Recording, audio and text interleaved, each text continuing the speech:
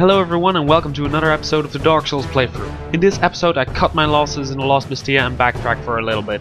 The Lost Bastia proved too difficult to traverse without a shield for me at this time, as I didn't manage to dodge anything. So I went back to an area that I've visited previously, and I managed to run into two easier to defeat bosses than the crypt guards that are in there. I ran into the old Dragonslayer and I ran into the Dragonrider, I believe his name was, and I want to discuss some grievances I have with their designs at the moment. First off, the people from Software designed the fights to be a bit of a contrast in this area. As you can see, the old red and blue contrast in video games has resurged again in the blue armor design and red armor design of the bosses. And this contrast can also be seen in both their fighting styles and their narrative setting.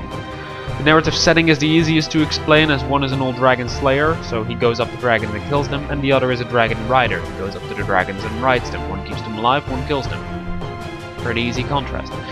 The other contrast in their fighting style is explainable by their choice of weapons. While one uses a halberd that sweeps horizontal attacks, while the other uses a spear and specializes in thrusting attacks. Sadly, this is where all the design elements from these bosses kind of disappear. Because even though they have different fighting styles, different weapons, the way that you defeat them is just the same. You just stick inside their attack range, so their fast range attack cannot hurt you, and you can pretty much dodge anything. It's kind of sad that it's so easy to defeat them. The old Dragonslayer has a bit of rubble, or well, yeah, disposable terrain placed randomly around this fight, like the pillars and the benches that you can see right now. But he can smash through any of those and doesn't really add any type of gameplay.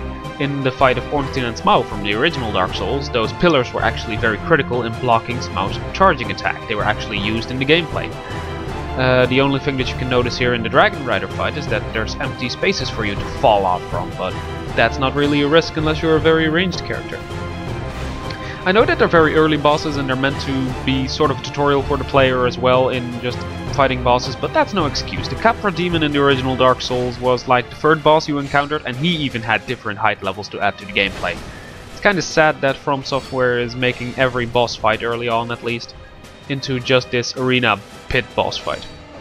If you need tips for beating them, just the old Dragonslayer is the most dangerous of the two with very fast ranged attacks. Just stick right to them like gum and you'll be fine, it's no problem. That was all I wanted to share today, so I wish you have a great day and manage to play some video games, and thank you for watching.